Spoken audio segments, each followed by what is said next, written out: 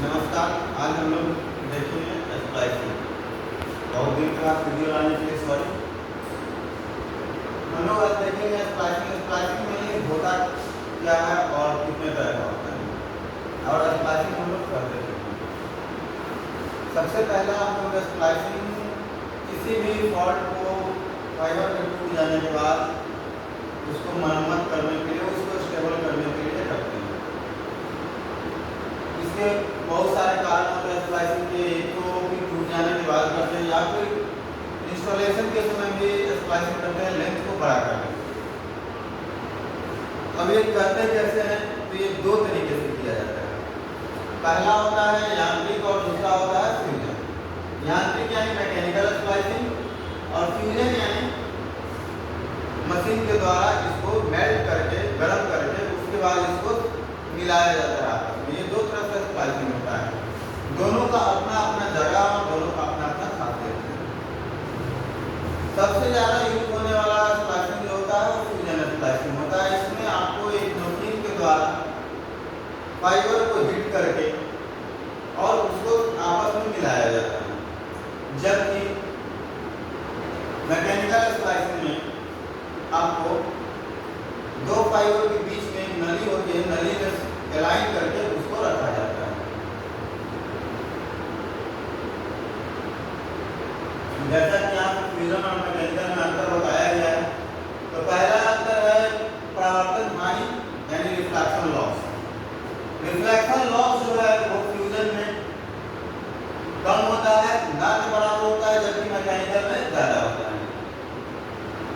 Total loss जो होता है, सम्मिलन हानि जिसको एवरेज लॉस बोलते हैं, वो भी यांत्रिक में ज़्यादा और फ्यूजन में बहुत कम के बराबर होता है। उसके बाद है गुणवत्ता। गुणवत्ता लागत और गुणवत्ता यांत्रिक का कम होता है, जबकि यांत्रिक का ज़्यादा होता है, जबकि फ्यूजन का कम होता है। फ्यूजन में क्या होता है कि एक मशीन के जरिए किया जाता है, तो एक बार आप मशीन लेने के बाद उसमें बार बार स्प्लाइस करते हो। लेकिन यांत्रिक में क्या है कि एक किट के जरिए किया जाता है, एक फाइबर नली के जरिए किया जाता है। तो बार बार आपको नया, जितना बार आप स्प्लाइस करोगे उतना बार आपको नया किट की आवश्यकता होती है, तो इसलिए ये थोड़ा महंगा पड़ जाता है। अब देखते हैं आप मैकेनिकल स्प्लाइसिंग। मैकेनिकल स्प्लाइसिंग को समय पर बहाल करने और मल्टी मोड स्प्लाइसिंग के लिए अत्यधिक लागू किया जाता है। अब मल्टी मोड और सिंगल मोड हम आप लोगों को पहले बता चुके हैं। ये फाइबर का एक प्रकार होता है जो कि मल्टी मोड और सिंगल मोड होता है। सिंगल मोड में भी हम लोग का दो फाइबर आता है, एक V1 और एक सिंगल कोर फाइबर। तो ये स्प्लाइसिंग, मैकेनिकल स्प्लाइसिंग जो है ये ज़्यादातर मल्टी मोड में ही यूज होता है, इसलिए इसका यूज हमेशा कोर फाइबर में होता है, न कि रिबन फाइबर में। रिबन फाइबर स्प्लाइसिंग में मैकेनिकल स्प्लाइसिंग का यूज नहीं होता है।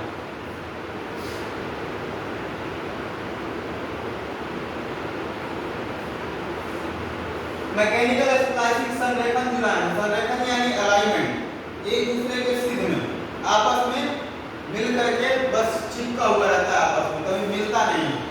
जबकि फ्यूजन जब हम लोग करते हैं तो वो मेल्ट हो करके, गल करके आपस में सट जाता है। यहाँ पे इसका फिगर है।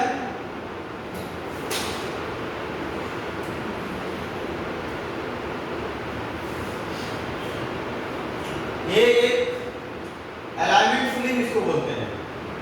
अलाइनमेंट स्लीव के अंदर दोनों तरफ से फाइबर को डाला जाता है और उसके बाद उस स्लीव को क्लोज कर दिया जाता है। स्लीव को क्लोज करने के लिए हम लोग ग्लू का भी इस्तेमाल करते हैं।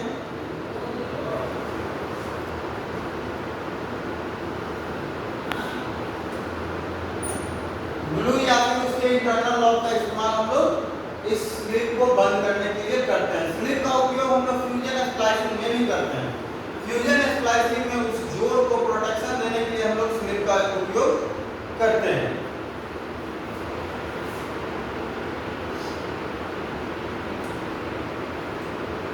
फ्यूजन स्प्लाइसिंग में मेनली ऊष्मा का उपयोग किया जाता है। ऊष्मा यानी क्या? गर्मी। गर्मी का उपयोग करके दो तंतुओं को फ्यूज किया जाता है। फ्यूज यानी सटाया जाता है, आपस में मिलाया जाता है। फ्लेम हीटिंग स्रोत माइक्रोप्लाज्मा बर्नर, ऑक्सीहाइड्रिक माइक्रो बर्नर और इलेक्ट्रॉनिक आर्क। ये 3-4 प्रोसेस है जिसके जरिए हम लोग फाइबर को हीट करते हैं या गर्म करते हैं। लेकिन अब के समय में ये सारे प्रोसेस को खत्म करके बस एक प्रोसेस बचता है हमारे पास, वो है इलेक्ट्रॉनिक आर्क। इसके जरिए हम लोग आज के समय में मशीन से फ्यूजन स्प्लाइसिंग करते हैं, जो कि हमारे पास मशीन अवेलेबल है। ये फ्यूजन स्प्लाइसिंग का मशीन है और इसी के जरिए हम लोग फ्यूजन स्प्लाइसिंग करते हैं।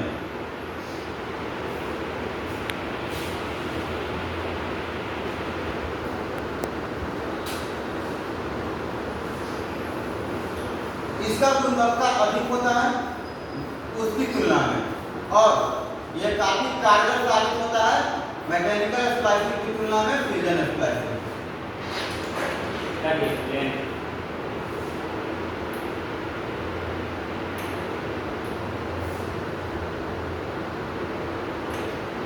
फ्यूजन स्प्लाइसिंग का एक और फायदा होता है, जब रिबन का हम लोग स्प्लाइस करते हैं तो एक साथ आप मैकेनिकल स्प्लाइसिंग करके एक साथ एक बार में एक ही फाइबर को स्प्लाइस कर पाओगे, जबकि फ्यूजन स्प्लाइसिंग करके हम लोग एक साथ 12 या 10 या 8 या 6 जो भी फाइबर होता है उसको हम लोग एक साथ में स्प्लाइस कर सकते हैं। उसके लिए मशीन अलग आता है, रिबन फाइबर मशीन उसको बोला जाता है।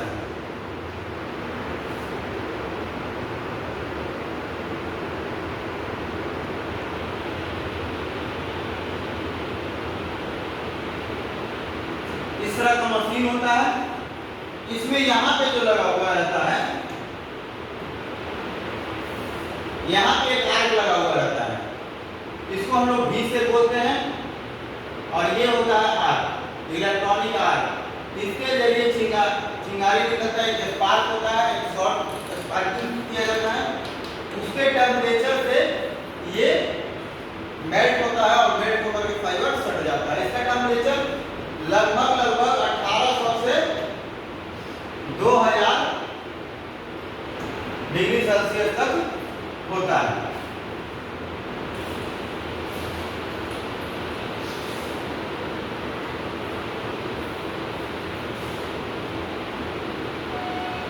मैकेनिकल फाइबर सिंगल सिंगल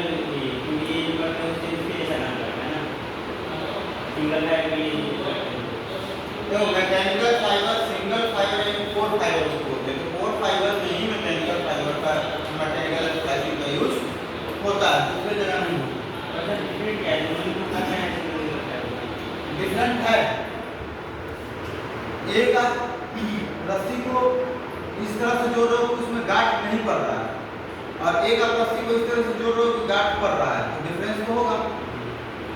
उसमें रिफ्लेक्शन लॉस बढ़ जाता है, परावर्तन जो होता है वो बढ़ जाता है, जबकि इसमें मैकेनिकल में रिफ्लेक्शन लॉस बढ़ जाता है, जबकि फ्यूजन में मैकेनिकल लॉस नहीं होता है, रिफ्लेक्शन लॉस नहीं होता है। मैकेनिकल में होता है, उसमें आपको लॉस होता है। उसमें जितना ज्वाइंट करिएगा पर डे लगभग 0.5 पर ज्वाइंट कितना 0.5